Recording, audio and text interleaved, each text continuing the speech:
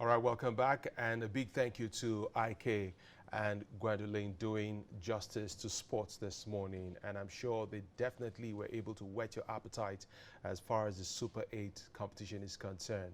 I have been watching it, and trust me, I didn't believe that Nigerian footballers can play at that level, you know. I mean, that's a joy in watching and these players knowing that they can actually see themselves, or perhaps the entire continent is watching them on television. Amazing one there.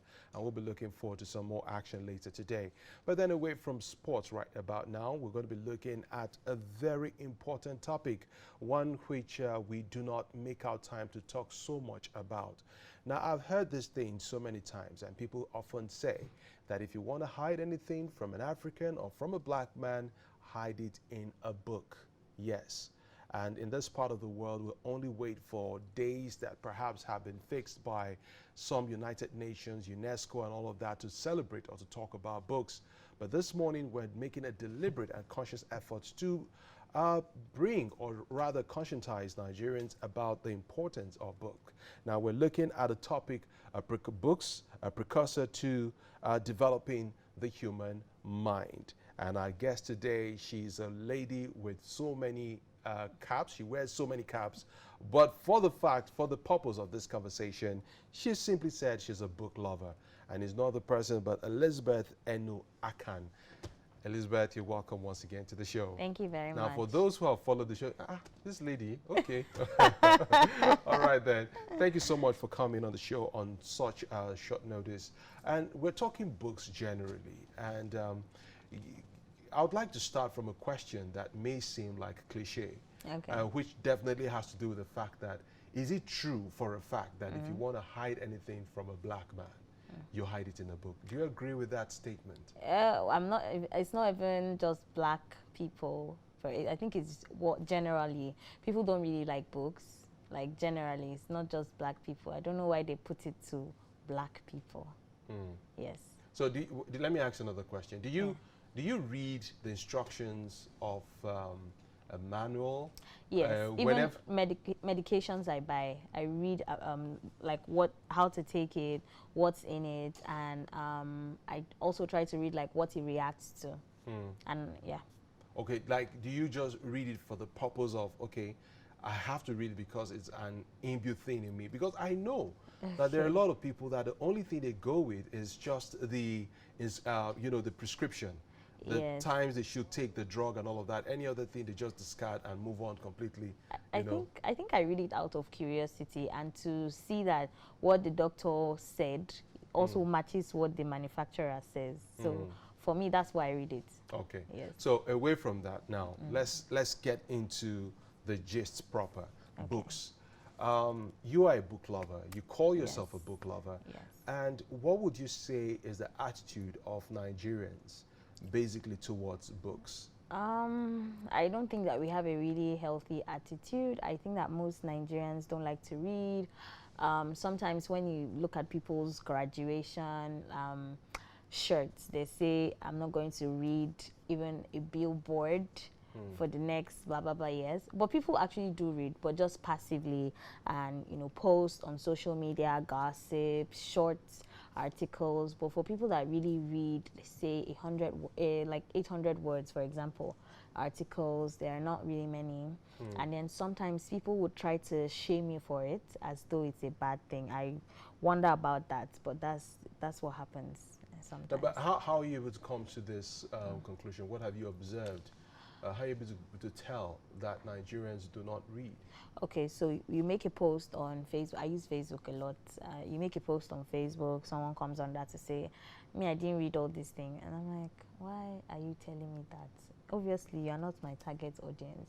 Because the people I'm writing this thing for, they actually read. Do you understand? And I don't see it just on my post. I see it on other people's posts who write like long posts. So you have to actually sit down and read. So people just come and say, I don't have the energy to read. A lot, not just like few people, a bunch of people. And some people even block them. Like you write something, you go and write, I can't read, blocked.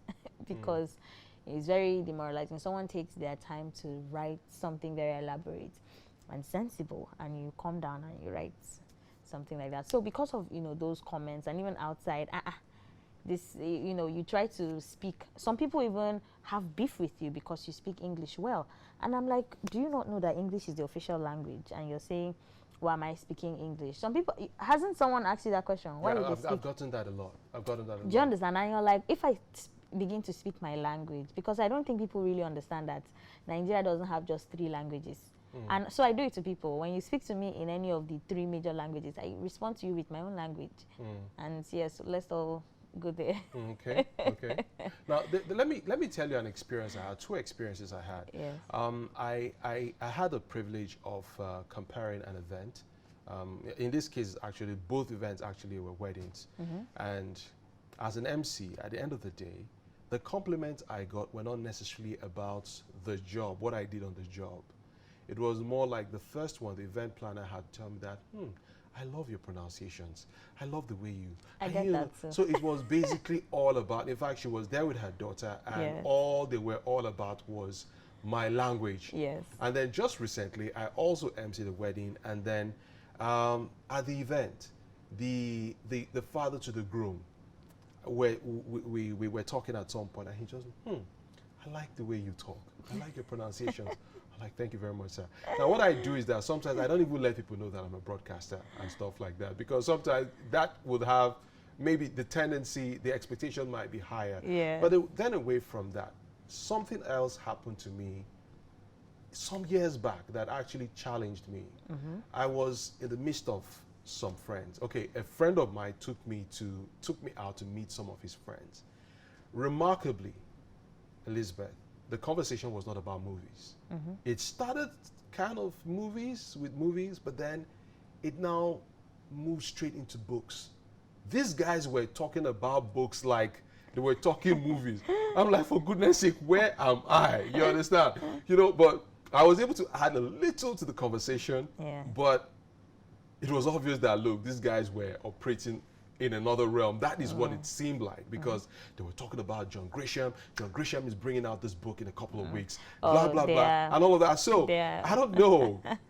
Is that normal? For goodness, is that normal? Yes, I think that it's just the same way that some men and women are interested in football. I cannot relate. I really do not. It's really bad. I'm a Chelsea fan, but I don't think I can name the complete people, and I'll probably name people that have retired. Okay, like name one. Like Lampard. Oh, yeah. So, you know, that sort of thing, and I do also get those experiences. I remember as I was about, say, 12 or 11, I was at a filling station to buy fuel, and so the person spoke to me in a language, and I said, oh, I'm sorry, I do not understand that language. And so the man said, what did you say? So I said, oh, I'm sorry, I do not understand that language. He was like, oh, people usually say I don't hear. And so that's really nice. What school do you attend? Do you understand? Yeah. So people actually take note of these things. I've met someone, we used to chat online, and so we actually met, and he was like, I was very enthusiastic about meeting you because of the way that you chat. I said, isn't that regular? He's like, no, that the words that you use, you know, is different. You wouldn't know it, but, you know, me having interacted with a lot of people, I know, I'm like, oh, okay. You know, so sometimes you do not really notice these changes. Yeah. Yes, but other people do.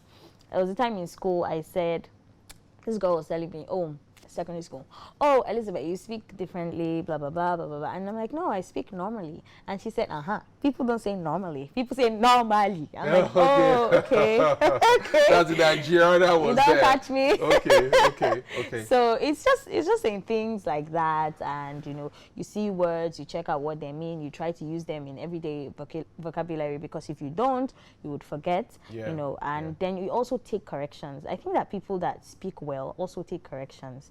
Like, there was a time I pronounced pronunciation where my lecturer was, and he corrected me like, oh, it's not pronunciation, it's pronunciation. And so I took note of that correction.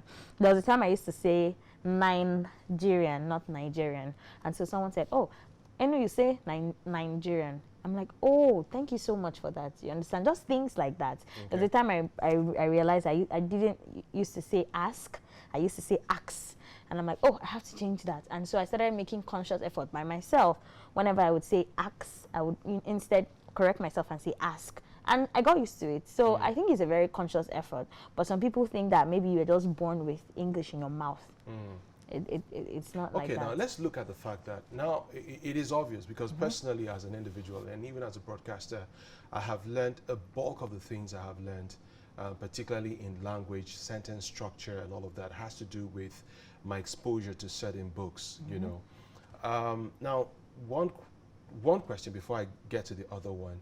Now, for people who have very busy schedules that who will easily make up their excuse because when you have a conversation with some people, they tell you that I used to do this. I used to make out time to read and all of that stuff, but now I don't.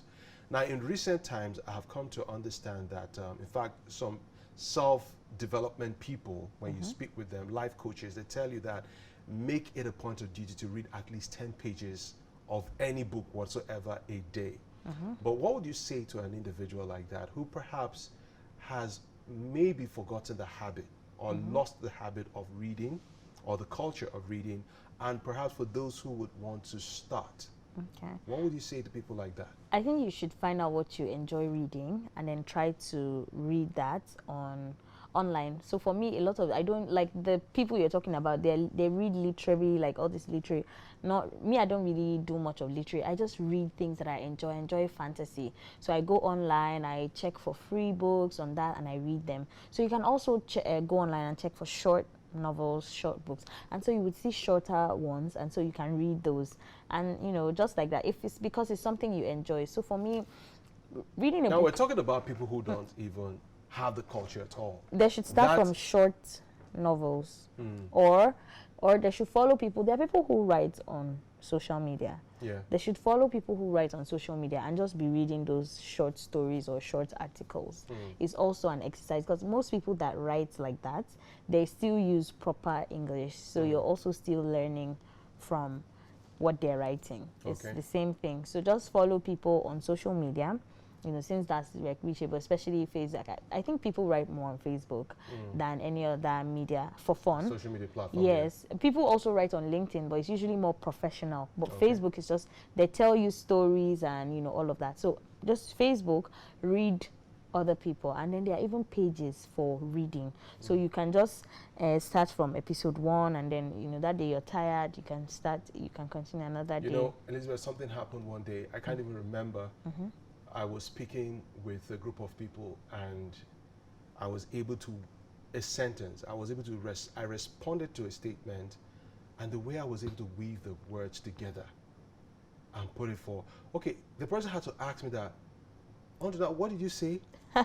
I repeated it. Yes. But then even after I did that, a few moments later, I was trying to remember what I said. I knew what I said was that dope, you know? But I was trying to figure it out again. I'm like, okay, where did that come from? You know, moments like that, where did that come from? Now, beyond that now, I want us to also look at, how am I going to put it right now? Okay, I want us to look at the topic in itself, development of the mind, you know, because what we're looking at is reading books, a precursor to the development of the mind.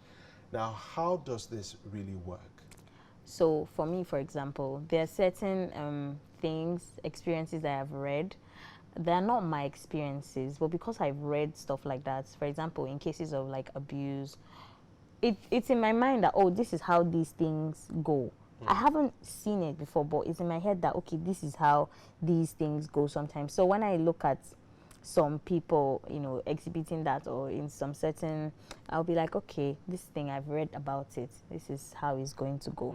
Do you understand? And even like in my business life, like, because I'm a realtor, so it kind of just, you read some things and then you are able to apply it to your business, like in the way that you go about it. So it's very important at the end of the day, because like what that whole thing, mind development, your mind is more developed and attuned to cases that could potentially be abusive.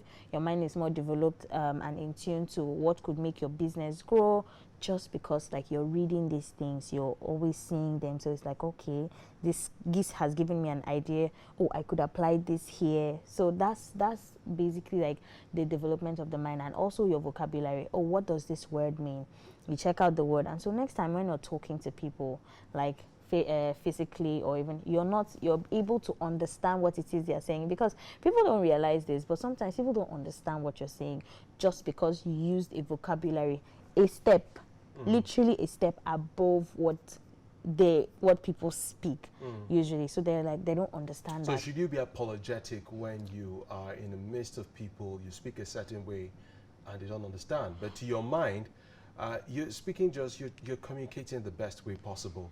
Yeah, I think that Or should it be a case of, should it be a case of, I get into a place, let me study the group of people I'm interacting with and then speak in like manner? Because as a communicator, that is what I would want to achieve at the end of the day. I would want a situation where I get into a place and I speak and people understand me instantly, you know? Yeah, I think that even goes in terms of writings. There are some people that write, they're trying to portray a message, but when you read what they've written, you know that this, maybe that was not the intention, but when you read it, you see that that message is not for regular lay people. It's for professionals who understand those jargons inside what they're writing. So their writing is not, you will see the topic and it's saying that it's going to explain a particular phenomena for you, but no, it's just a display of knowledge, if you ask me.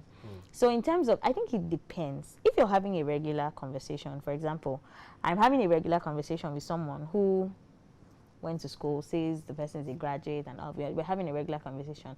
I'm not going to reduce my English for you because why don't you know it?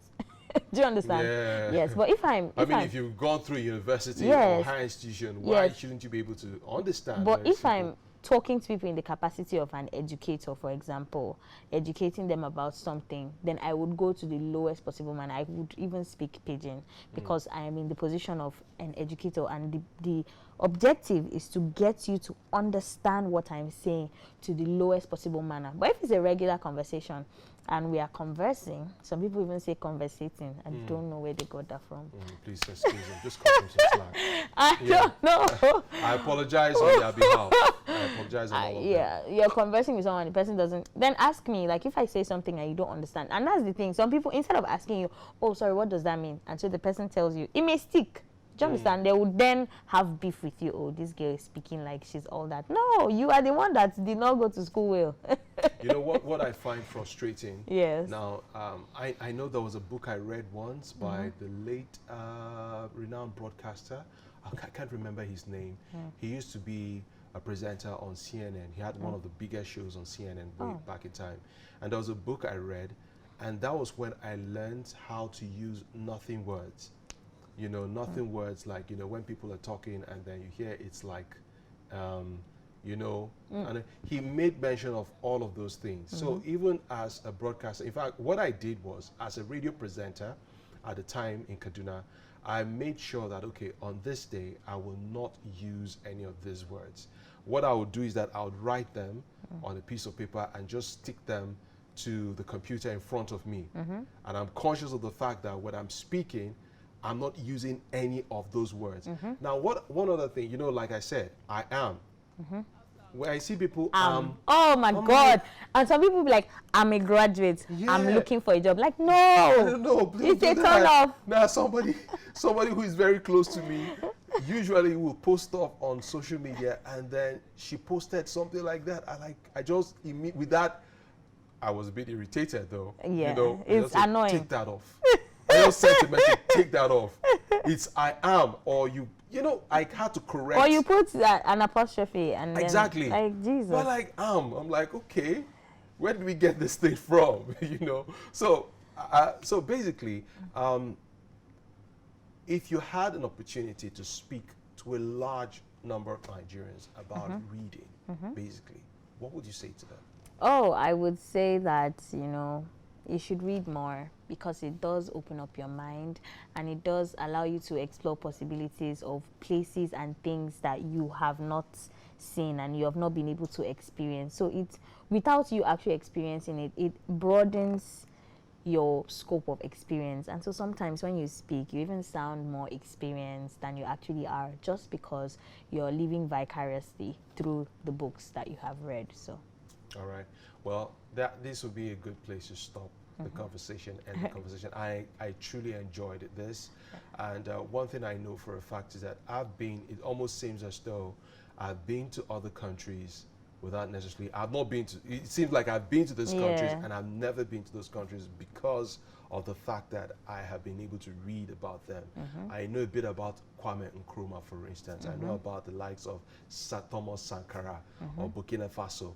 I know about quite a number of world leaders basically because I have read about them, and all of that, and even places, you know. So I think we need to, form the habit, force ourselves to get to that place where we want to enrich our minds with reading. Any final words, please? Well, just read, because let me just drop something here. Yeah. So you know how why do you think people wear white wedding gowns? Okay, white wedding gowns, I know, was a tradition. Some queen in England started that, not because she's a virgin. Exactly. So people, it was just her style. The color of purity is actually blue. So the Queen of France wore white. Then Queen Elizabeth also wore white. It became a fashion from there because two queens wore it. So everybody wants to be dressed like the queen. It's influencers. They were like top influencers back in the day. And so people started to wear white wedding gowns. But in Nigeria here, people say that if you don't wear a white wedding gown, it means you're not pure, blah, blah, blah. That's not it. White was associated with poverty because back then dyes were expensive. If the deeper the color of your wedding gown, the richer you are. So poor people couldn't afford dyes, so they just wore the gown as it comes or bleach it. Do you understand? So it's not purity. That's my laugh. No, I know what you're doing there. It was more like you speak and just drop the mic. Boom. All right. That was a lovely one there. Thank you. So we'll go on a quick break. Thank you so much, Elizabeth Eno Akan, for coming on the show. Thank you for having me. I'll make out time me. for us to still talk more about books. Right. And it was a lovely conversation. Thank you. So we'll go on a break now. When we come back, I'll be having another guest come through. And this time around, we're going to be looking at youth empowerment. Stick around and we'll be right back.